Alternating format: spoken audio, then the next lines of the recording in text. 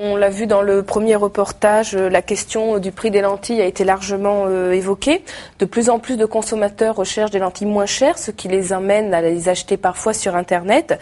Nous sommes allés à la rencontre des porteurs pour en savoir plus. Ce micro-trottoir est suivi d'une interview de Maher Kassab sur le même sujet. J'achète mes lentilles en magasin chez un opticien. J'ai jamais pensé à les acheter sur Internet. Je savais pas qu'on pouvait le faire. Ça me tente pas plus que ça. Je préfère aller en magasin. Contact. Je pensais pas que c'était possible. Non. Après, si c'est le même prix, bon, c'est vrai que autant lâcher chez son opticien que l'on connaît. Mais si le prix est vraiment cassé, ouais, bon, c'est sûr que après, faut voir aussi pour les remboursements comment ça se passe par Internet. Ça fait 1 an et demi que j'achète mes lentilles de contact essentiellement sur Internet. Tout d'abord parce que c'est plus simple, on n'a pas à se déplacer, on a un plus grand choix et puis c'est moins cher. Je suis satisfait du service. J'achète maintenant mes lentilles sur un site internet. Il y a une dégressivité à partir du moment où on prend plusieurs boîtes. Donc c'est ce qui m'a fait me tourner vers Internet. Et puis le côté pratique, je peux commander quand je suis au bureau. Et puis ça arrive directement chez moi, je n'ai plus besoin de me déplacer.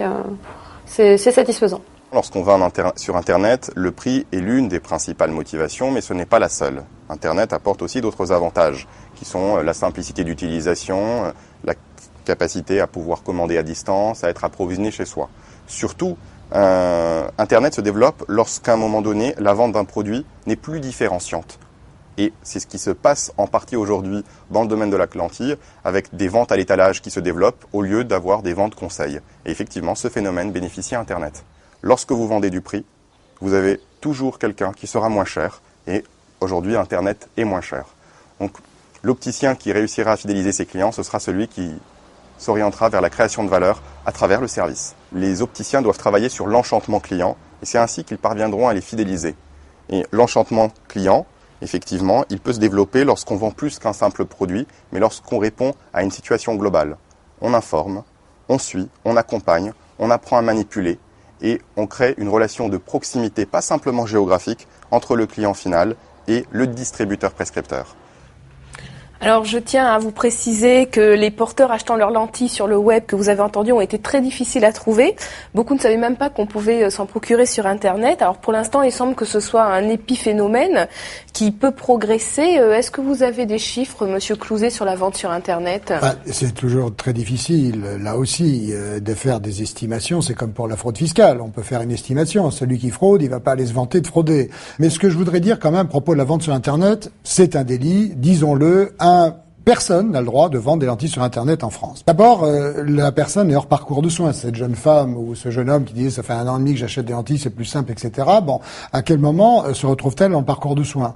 C'est-à-dire, à quel moment voit-elle un professionnel de santé, par exemple l'opticien, qui lui a dit « est-ce que vous avez consulté votre ophtalmologiste ? Vous avez 45 ans, c'est important de faire un examen complet de votre œil. Voyez votre ophtalmologiste. » Ça, c'est le premier point. Deuxième point, ça met en cause la traçabilité. Si ça met en cause la traçabilité, c'est la matériaux-vigilance. On ne sait pas ce que l'on achète sur Internet. On n'achète pas chez un fabricant. On achète chez un grossiste qui se trouve quelque part dans le monde et qui va vous vendre des produits, parfois périmés, on a fait l'expérience, ou des produits contrefaits. Là aussi, on a fait l'expérience. Il existe un groupe de travail à l'initiative du Premier ministre qui s'appelle le Forum des droits sur l'Internet et qui est chargé de réfléchir et de faire des propositions au gouvernement sur la vente sur le web des produits de santé. Pas simplement les lentilles, mais aussi les médicaments, les dispositifs médicaux, les pansements, enfin bref, tout ce qu'on peut trouver sur Internet. Enfin, je termine en parlant du prix. Le prix, il est illusoire. Il est plus bas en apparence, parce que vous avez des frais de transport qui sont à la hauteur vraiment, disproportionnés, je dirais, par rapport au prix du produit. Et en même temps, en cas de souci, comment il fait le consommateur si les lentilles ne vont pas, c'est pas les bons paramètres, etc. Ou si ça lui déclenche des problèmes oculaires, vers qui va-t-il se retourner ? Docteur Mallet, quelle est la position des ophtalmologistes sur cette question de la vente sur Internet ? En tant que médecin, la vente sur Internet, si vous voulez, s'accompagne de risques. Il faut savoir qu'une solution d'entretien pour lentilles ou une lentille de contact, si elle est stockée pendant plus de 8 jours à une température supérieure de 40 degrés, est déstérilisée ou inefficace. Donc, si vous voulez, on a fait énormément de progrès en médecine avec une traçabilité très importante des produits. Je veux dire, vous achetez une lentille en France, si elle a un petit défaut, elle a un code barre, on sait, on va vérifier. Je veux dire, on a acquis tout ceci. Et avec ce système de vente, on perd toute traçabilité. Donc je dirais que pour nous, du point de vue du médecin, c'est quelque chose d'inquiétant, cette absence de traçabilité, qui peut être source de complications graves, pouvant être responsable d'abcès de cornée et de perte de la vision. Donc en fait, est-ce que vous pensez que les opticiens risquent de perdre le marché des lentilles en raison de la vente sur Internet, Monsieur Clouzet et Monsieur Cluzel? Moi, je dirais que, sans faire de jeu de mots, c'est bien vu d'avoir lié substitution et Internet. Parce que, comme je vous l'ai dit tout à l'heure, c'est la banalisation du produit par la substitution qui va entraîner la banalisation du réseau de distribution. Le réseau de distribution, aujourd'hui, il existe. J'ai fait le test la semaine dernière. J'ai demandé à un vendeur sur Internet si je pouvais avoir des lentilles ophtalmiques 55. On m'a répondu, nous n'avons pas de relation commerciale avec le laboratoire ophtalmique et nous ne pouvons vous proposer des lentilles 55. Par contre, on vous propose, etc., alors j'aurai la gentillesse de ne pas citer le nom du laboratoire, tel type de lentilles similaires. Bon, il se trouve qu'en plus, j'ai fait analyser ça, la lentille qu'on me propose n'a strictement rien à voir. Bon. Donc la substitution et Internet est un véritable débat qui, à mon sens, est commun. Quand on dit que le prix est plus faible, je rejoins tout à fait ce qui vient d'être dit. Il peut être plus faible, mais nous on est pour la concurrence libre, puisqu'on est le premier laboratoire français et on se bat contre des laboratoires internationaux qui sont beaucoup plus gros que nous. Mais la concurrence en la matière, elle est loyale. Là, je parle aux opticiens, effectivement, qui sont tous des chefs d'entreprise. On ne parle pas de la même chose.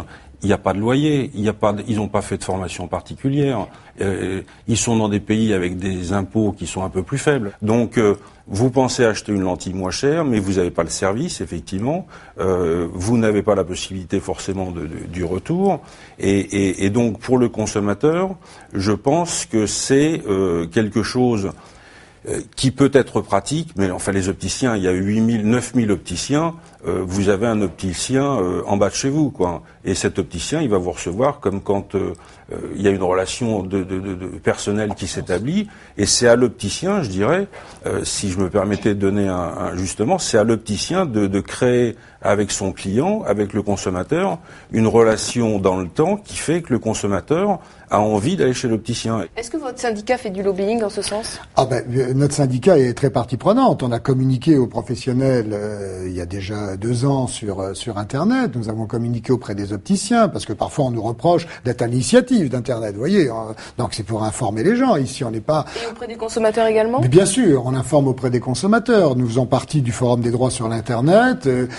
Nous sommes aussi avec nos collègues du médicament. Nous travaillons étroitement sur ces questions-là et nous travaillons auprès des prescripteurs, des professionnels de santé, etc. sur ces problèmes qui sont réels.